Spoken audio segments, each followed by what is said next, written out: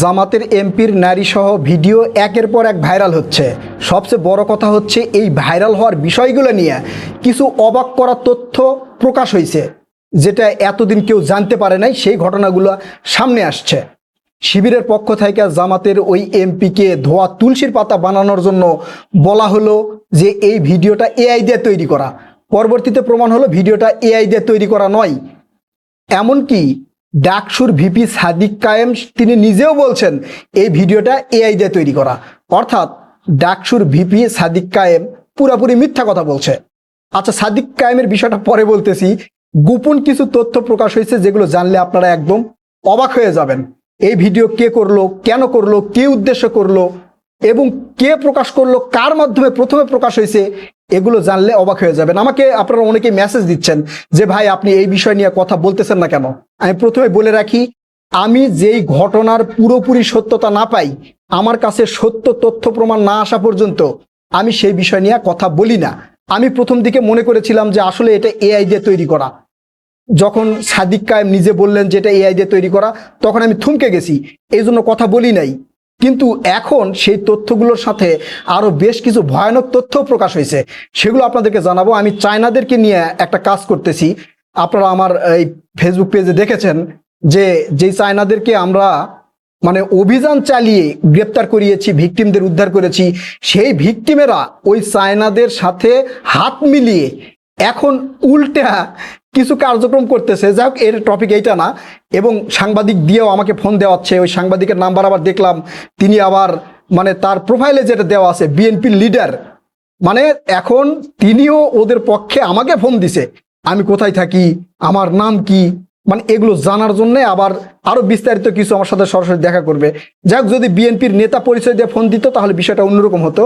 সাংবাদিক পরিচয় দিয়ে ফোন দিছে, তো তাই তেমন কিছু না। এটা আমার কাছে রেকর্ড আছে, হয়তো এই রেকর্ড আপনারা শুনবেন তার সাথে কি কথা হয়েছে।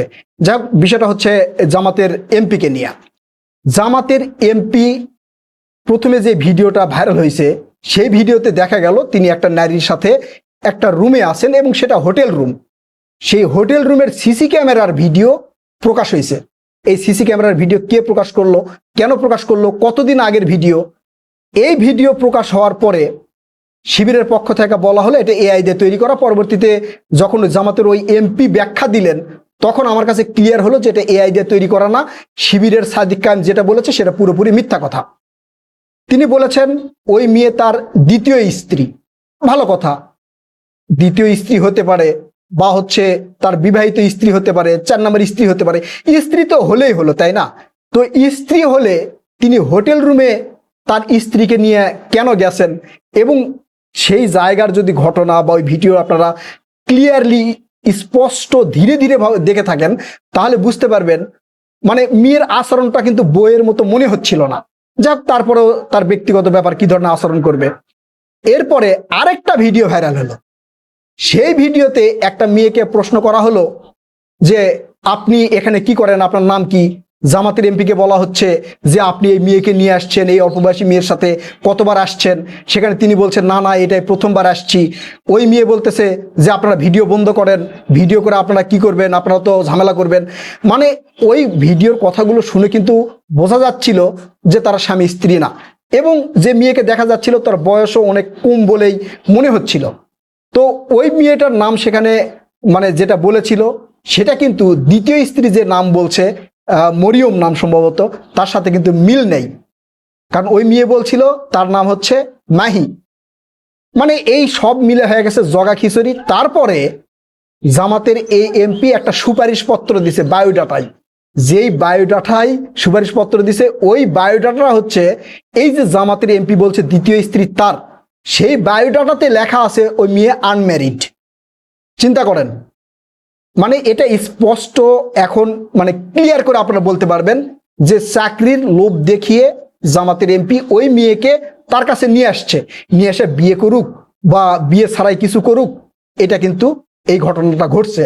এখন জামাতের এমপিকে ধোয়া তুলসীর পাতা সাধু ব্যক্তি বানানোর জন্য তার স্ত্রী নিজের স্ত্রী তিনি একটা বিবৃতি দিচ্ছেন। বিবৃতি মিডিয়ার সামনে এসে বলছেন যে আমার স্বামীকে নিয়ে যারা উল্টাপাল্টা কথা বলছেন, তারা যদি এই ধরনের বলতে থাকেন তাহলে তাদের বিরুদ্ধে আইনগত ব্যবস্থা নেওয়া হবে। তিনি তার নামও বলেছেন যে আমার নাম মাকসুদা, আমি জামাতের এই সাতক্ষীরা 4 আসনের জামাতের এমপির গাজী নজরুল ইসলামের স্ত্রী, তার দ্বিতীয় স্ত্রীর সাথে এই ভিডিওগুলো নিয়ে যদি কেউ আজে বাজে মন্তব্য করেন তাহলে তিনি আইনি ব্যবস্থা নেবেন।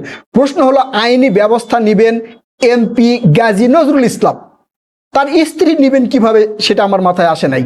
যাই হোক, এটা নিয়ে তো অনেক তোলপাড় সৃষ্টি হয়েছে। এখন প্রশ্ন হলো যে এই ভিডিওটা কে করেছে, কেন করেছে, কি উদ্দেশ্যে করেছে।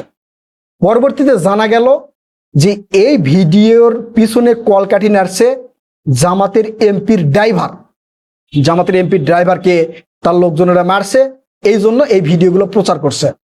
জামাতের এমপির ড্রাইভার এই ভিডিওগুলো কেন করে রেখেছিল, কি কারণে করে রেখেছিল, কি উদ্দেশ্যে করে রেখেছিল, চিন্তা করেন কি উদ্দেশ্যে করে রেখেছিল। এখন এই যে ড্রাইভার, বডিগার্ড, এদের মাধ্যমেই কি মেয়েদেরকে আসলে এই যে যারা এই ধরনের কাজগুলো করে তারা কি নিয়ে আসে? আমরা অনেক এমপির এই ঘটনাগুলো দেখছি, অনেক নেতাদের এই ঘটনাগুলো দেখছি, আবার কিছু কিছু নেতার কল রেকর্ডও ফাঁস হয়েছে, বিএনপির এমপি নেতাদেরও আমরা দেখছি। মানে এক এমপি যে চট্টগ্রামের কারজান এক ভিডিও কল ফাঁস হয়েছে, আপনারা তো দেখছেন, তাই না? তো এই ঘটনাগুলো কেন ঘটে, কেন ড্রাইভার সিসি ক্যামেরা গোপনে লাগায় রাখলো এবং সেই ভিডিওগুলো ড্রাইভার তার কাছে সংরক্ষণে রাখলো? ড্রাইভার কি জানতো যে ভবিষ্যতে একটা ঝামেলা হবে, তখন আমি এটা প্রকাশ করে দিব, প্রচার করে দিব? জানতো না। এখন প্রশ্ন হলো যে জামাতের এমপির এই বিষয়টা নিয়ে কেন তোলপাড় সৃষ্টি হলো। দেখেন, আপনি যখন ইসলামিক নাম নিয়ে ঘুরবেন, ইসলামের প্রতিনিধিত্ব করার চেষ্টা করবেন, তখন আপনার দিকে কিন্তু মানুষের একটা নজর থাকবে, একটা সিম্প্যাথি থাকবে যে তার দাড়ি আছে, টুপি আছে, সে ইসলামিক রাজনীতি করে। কারণ তারা তো বলে যে জামাত ইসলামিক রাজনীতি করে। তো ইসলামিক রাজনীতি করলে এই কাজগুলো তো তারা করতে পারে না বা করা উচিত নয়। তারপরে বড় কথা হচ্ছে সে একজন আইন প্রণেতা। বাংলাদেশ কিভাবে চলবে, কোন আইনে চলবে, কোন আইন বাংলাদেশের প্রয়োজন, কোন আইন করলে বাংলাদেশের জনগণের জন্য ভালো হবে, সেই আইন প্রণেতা যখন এই ধরনের কাজগুলো করে, তাদের চরিত্র নিয়ে এই ধরনের ভিডিও সামনে আসে, তখন কিন্তু বিষয়টা খুবই মারাত্মক এবং খুবই খারাপ একটা বিষয় হয়ে দাঁড়ায়। জামাতের পক্ষ থেকে বলা হয়েছে, জামাতের এই যে কেন্দ্রীয় প্রচার ও মিডিয়া সেক্রেটারি, তার নাম হচ্ছে এহসানুল মাহবুব জুবায়ের আর কি, তিনি বলেছেন যে এই যে প্রচারিত বা প্রকাশিত ভিডিও, এই ভিডিওর বিষয়ে তারা তদন্ত করতেছে এবং দলীয়ভাবে ব্যবস্থা নেওয়া হবে যদি এটা সত্য হয়। জামাতের এই কথাটা আমার কাছে খুব ভালো লাগছে। কিন্তু শিবির কেন যাচাই বাছাই ছাড়াই বললেন যে ভিডিওটা এআই দিয়ে তৈরি করা? এখানে কয়েকটা ঘটনা আছে। ড্রাইভার কেন ভিডিও করলেন, কি উদ্দেশ্যে ভিডিও করছেন? জামাতের যে এমপি, সে এমপি কিন্তু বলছে যে এই বাসাটা ভাড়া করে দিছে আমার ড্রাইভার, তার মানে ড্রাইভারের মাধ্যমে সবকিছু হয়েছে। ড্রাইভার কেন এটা করে রাখলেন এবং সেটা কেন প্রকাশ করলেন? এছাড়া জামাতের এমপি কেন নিজের স্ত্রী নিয়ে হোটেল রুমে গেলেন? এর আগেও কিন্তু একটা ঘটনা দেখছি আমরা, সেই ঘটনাটা হচ্ছে এই যে মামুনুল হক তার স্ত্রীকে নিয়ে সেই সোনারগাঁয়ে 501 নম্বর রুমের এক কাহিনী কিন্তু আমরা দেখছি। তো ইসলামের প্রতিনিধিত্ব যদি করা হয় ভাই, তাহলে সেই নিজের স্ত্রী হোক বা যেই হোক, এই ধরনের কর্মকাণ্ড প্রকাশ্যে আসলে সেটা খুবই ক্ষতিকারক। একজন আইন প্রণেতার এই বিষয়গুলো সামনে আসবে, সেটা খুবই দুঃখজনক। এখন প্রশ্ন হলো যে জামাতের এই এমপি কি ক্ষমা চাইবে, বা জামাত যদি তাকে দল থেকে বহিষ্কার করে তাহলে তার কি এমপি পদ থাকবে?